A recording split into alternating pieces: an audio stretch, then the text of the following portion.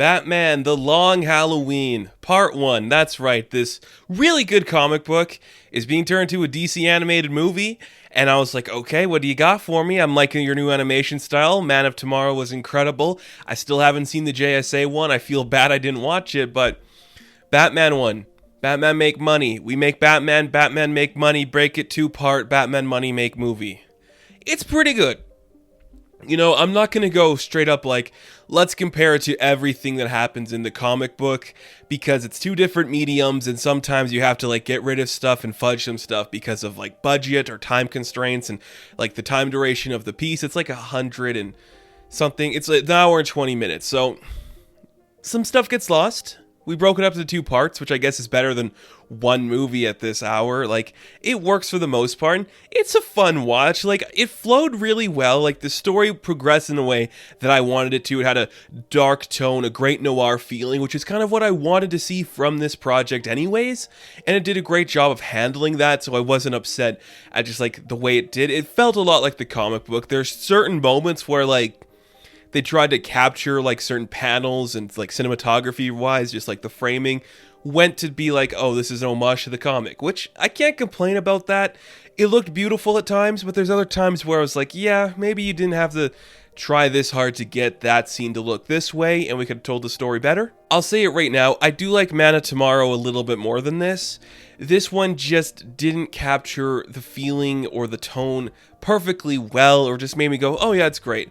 I think the time frame is great. The 1 hour, the 25 minutes, I believe, it worked really well. A great characterization of all the characters. It was fantastic to see that. Like, we got a great interpretation of Selina Kyle. We got a great interpretation of Commissioner Gordon. Harvey Dent was fantastic. Josh Duhamel as Harvey. I'm just like, wow. You're good. You could be a live-action Harvey. I'm amazed you just went down this road. And I've always said it. I'm going to say it here again. Harvey Dent, Two-Face, is the best villain in all of Batman's rogues. He is just the coolest, and seeing the way he like kind of like slowly breaks down in this movie, it works really well. It just adds something that you know it's coming, which when you can build up the tension like that, I think it works really well for the character. Harvey Dent was portrayed great. Josh Duhamel did great. Jensen Ackles did Bruce Wayne Batman. And you know what? He's doing his best Kevin Conroy impression. I'm not going to get mad at him. He's doing a bit. And I think if you got somebody who's done Batman before, I maybe would have enjoyed it more. But I knew going into this it was Jensen, so I was like, okay, what do you got for me? He did fine. He's not the best Batman voice. He's still figuring it out. If he continues to do this, which I wouldn't be surprised if he did, I think he'd perfect it. But what we got was pretty standard for Batman. Like, I wasn't mad about that. Troy Baker is back as the Joker, which you love it or hate him. One of the things to me that stood out about this Joker was, I think compared to the rest of the world, he stood out in terms of aesthetic because they really wanted to capture the lanky, lunatic, unhinged feeling of the comic book Joker, which I get it, but everything else in the world is differently aesthetically to that Joker, and it just looked off-putting, and that kind of took me out of it at times. Look, the Joker stuff was great. The fight on the biplane was incredible. It just looked really good, but I'm just like, you really wanted to get that certain aesthetic for the Joker, and it doesn't match everything else you built. Now, maybe that's a point where it's like the Joker is supposed to look different. I don't know. I just think if you just made it a little less like dumb, creepy, lanky looking and toned it back, it just would have been a little bit more to me. I might be the only person that has that problem, but whatever, I can get past it. What did surprise me, though, and what was really incredible to see, because of course it is the Long Halloween, these are murders that are taking place on holidays, we got introduced to Calendar Man, and just seeing this interpretation of Calendar Man, it really got me thinking, this is such an underrated character. Like, just seeing how he spoke to Gordon and Batman was so cool, so creepy, just so uncomfortable, very unique-y, where it's like soft-spoken, this creepy, dull guy, but everything he does is so intense.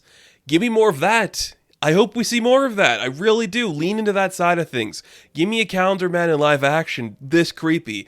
I think it'd be awesome. He was the highlight to me. Seeing Calendar Man for a very brief time was the highlight to me. I enjoyed that aspect of things.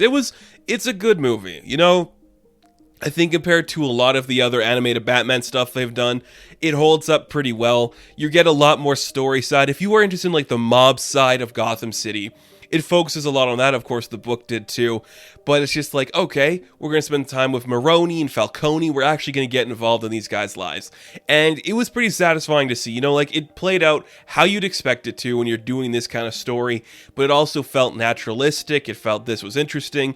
And it looked pretty good. Like the animation is something I always look for because people say you can get by with cheap animation. I'm like, it's an animated property. Put the time in to make it look good.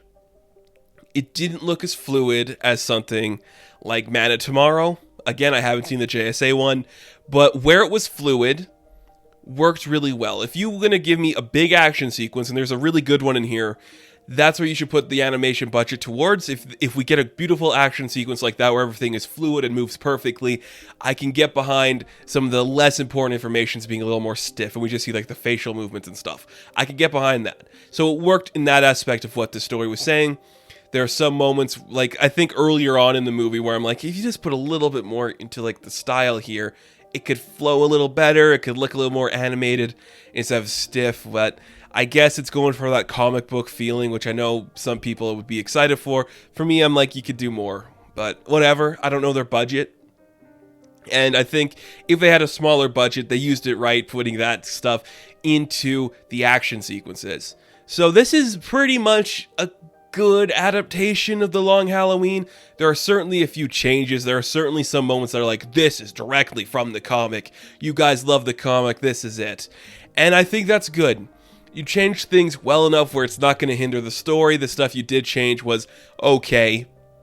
Stylistically and animation-wise, there's a few hiccups here and there, and I think for the most part, the voicing is good.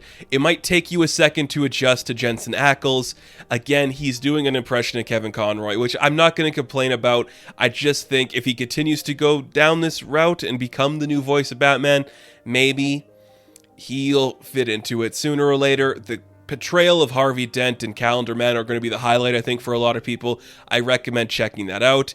And the runtime is great. This is the first part. We're getting the second part, I think, this year, very soon. I don't know. It just worked pretty well. I'm not going to say it's the best animated movie they've done, but it's not the worst. It certainly is not the worst. It looked pretty good for the most part. So, Batman: The Long Halloween, Part 1. I was going to say episode 1, but it's part 1. Part 1 of this. I'm going to give a 6 out of 10. Now, thank you guys for watching this review. Be sure to like and subscribe to the channel. As always, you can check me out on Instagram, Patreon, Twitter, all that good stuff. And I will catch you in the next one. Have fun. Stay safe. Good luck.